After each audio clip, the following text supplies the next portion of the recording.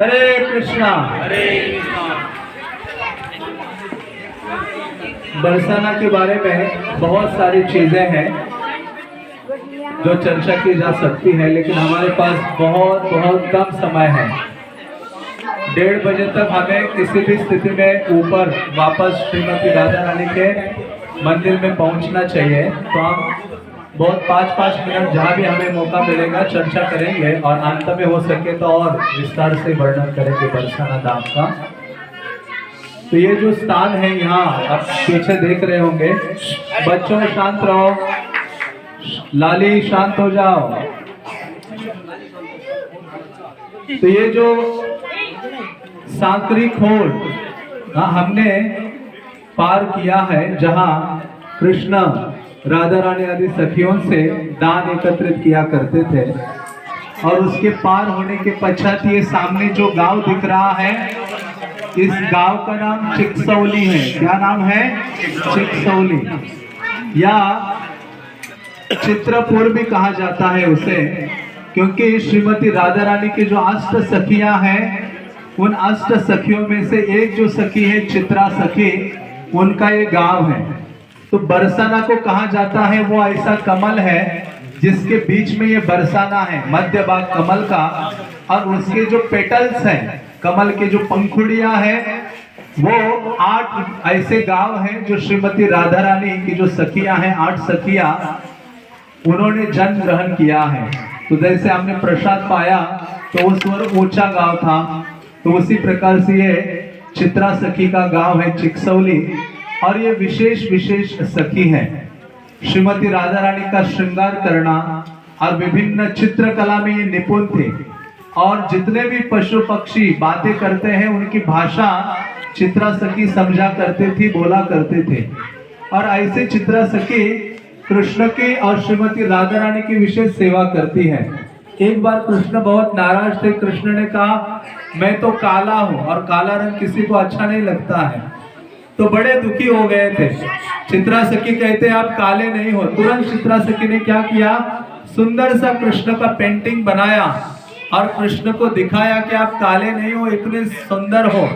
तो कृष्ण ही अपने पेंटिंग्स के प्रति क्या हो जाते हैं, आकर्षित हो जाते हैं।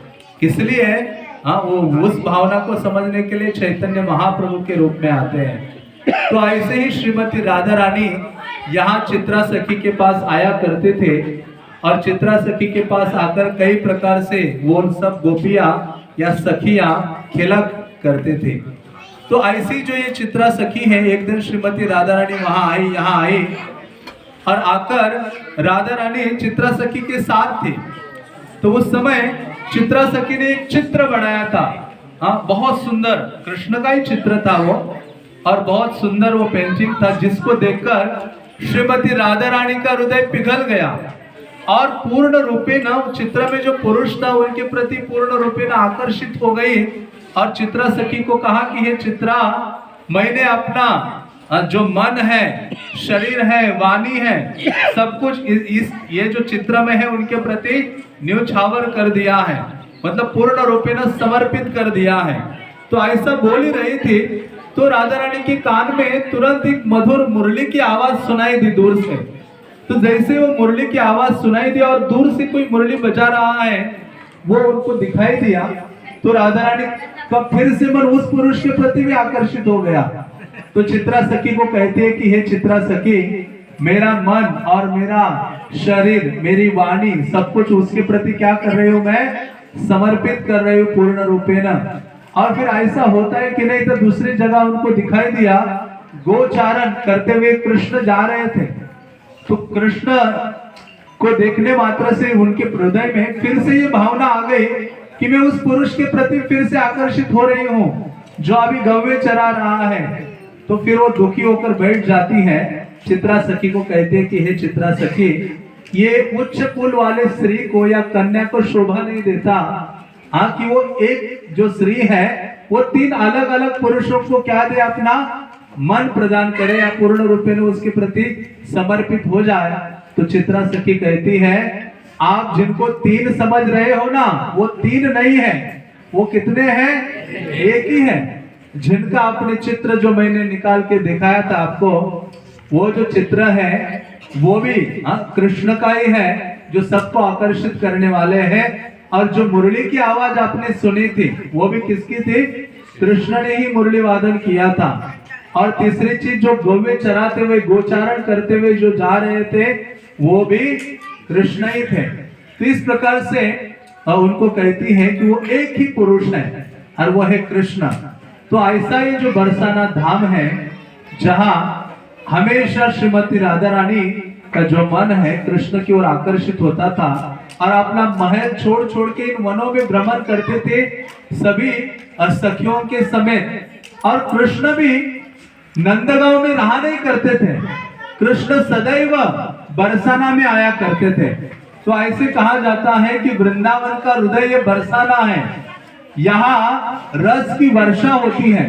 कृष्ण को कहा जाता है रसराज कृष्ण, सभी प्रकार के रसों से कृष्ण परिपूर्ण है। तो कोई पूछेगा कि कृष्ण कहाँ से वो रस प्राप्त करते हैं, तो कृष्ण कहाँ से रस प्राप्त करते हैं? बरसाना में राधा रानी के द्वारा ये रस प्राप्त करते हैं, इसलिए बरसाना कहा गया है। वैसे उसका ओरिजिनल नाम क्या है? वृषभानुपुर। वृषभानु महाराज के कारण इस स्थान का नाम वृषभानुपुर पड़ा है। तो ऐसे कृष्ण सदैव यहाँ आते हैं और यहाँ आकर श्रीमती राधा रानी के द्वारा उनके द्वारा रस को प्राप्त करना चाहते हैं या प्राप्त करते हैं।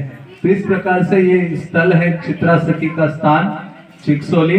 तो यहाँ से हम आगे निकलेंगे, तो आपको प्रयास करना चाहिए एक साथ ही चले हम और तीव्र गति से चले, ताकि आगे और भी कई लीला स्थलियां हैं। अच्छा है कि कोई कथा जब उस स्थान में हम होते हैं और उस स्थान की लीला उधर ही जब सुनते हैं तो उसका बहुत गहरा प्रभाव अपने मन हृदय सब में पड़ता है। और उसकी बहुत विशेषता शास्त्र वर्णन करते हैं कि जिस लीला स्थली में आप गए हो वहां बैठकर उस लीला स्थली का वर्णन करना चाहिए और उस लीला स्थली का वर्णन सुनना चाहिए। तो क्या होता है, उस वो लीला स्थली भगवान की हमारे हृदय में स्थापित हो जाती है और फिर हम उसको भुला नहीं पाते हैं। तो इस प्रकार से ये जो साकरी कौर है, यहाँ और भी एक लीला है। कृष्ण जब नृत्य कर रहे थे यहाँ, तो उनका मुकुट गिर पड़ा था, तो मुकुट के भी वहां चिन्ह है। तो जितनी भी दूध दही मक्खन यहाँ मटके फूटे हुए थे, उसके कारण ये सारी शिलाओं का जो रंग है थोड़ा सा मिल्किश है, दूध और दही के समान है और बहुत चिकनाई है। तो इस प्रकार से ये स्थान बहुत उत्तम है, राधा कृष्ण के लीलाओं से संबंधित है। तो इसके आगे हम चलेंगे और वो बहुत बहुत महत्वपूर्ण स्थल है, उसको कहा जाता है गहेवर वन। क्या कहते हैं? गहेवर। गहेवर मीन्स डीप डार्क फॉरेस्ट। तो ऐसा गहन डेंस फॉरेस्ट है, तो वो वहाँ हम बैठेंगे। वहाँ गहेवर कुंड भी है और वो जो वन है उसको स्वयं श्रीमती राधा रानी ने बनाया था। तो वहाँ की चर्चा वहाँ हम करेंगे, ऐसा ही थोड़ा देर के लिए बैठकर। और फिर आगे ये जो पहाड़ है हम चढ़ेंगे, आगे जाएंगे मोर कुटी की ओर, फिर वहां से दानगढ़ जाएंगे और फिर अंत में राधा रानी का जो मंदिर है उसका दर्शन करेंगे। हरे कृष्णा कृष्णा कृष्णा हरे हरे, हरे राम राम राम।